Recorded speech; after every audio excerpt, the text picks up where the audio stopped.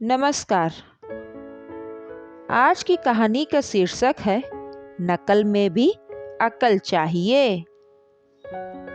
अयोध्या में चूड़ामणि नाम का एक व्यक्ति रहता था।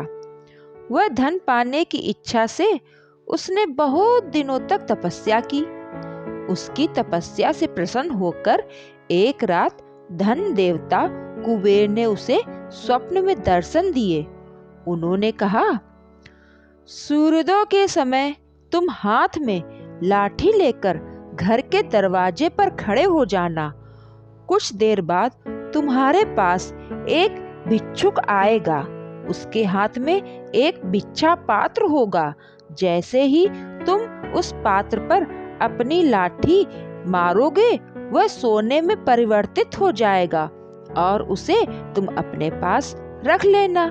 ऐसा 10 दिन करने से तुम्हारे पास 10 स्वर्ण पात्र हो जाएंगे और तुम्हारी जीवन भर की दरिद्रता दूर हो जाएगी। धन कुबेर ने ऐसा कहा।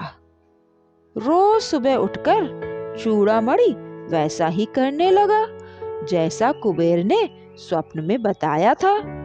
एक दिन उसे ऐसा करते हुए उसके पड़ोसी ने देख लिया। अब बस वह उसे रोज देखता। बस उसी दिन से चूड़ामणि का पड़ोसी नित्य प्रति किसी भिक्षुक की प्रतीक्षा में अपने घर के दरवाजे पर लाठी लिए खड़ा रहता। बहुत दिनों बाद एक भिक्षुक भिक्षा मांगने उसके दरवाजे पर आ ही गया। पड़ोसी ने उसके भिक्षा पात्र पर डंडा छुआया, पर वह सोने में नहीं बदला। उसने कई बार डंडा छुआया, पर वो फिर भी नहीं सोना हुआ। उसने कई बार ऐसा किया, लेकिन सफलता नहीं मिली। अंत में उसे गुस्सा आ गया और उसने आओ देखा न ताओ भिक्षुक पर प्रहार करने शुरू कर दिए। थोड़ी ही देर में भिक्षुक के प्राण पखेरु उड़ गए और वह मर गया।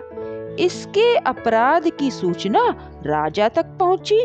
राज कर्मचारी उसे गिरफ्तार करके राजा के सामने ले गए।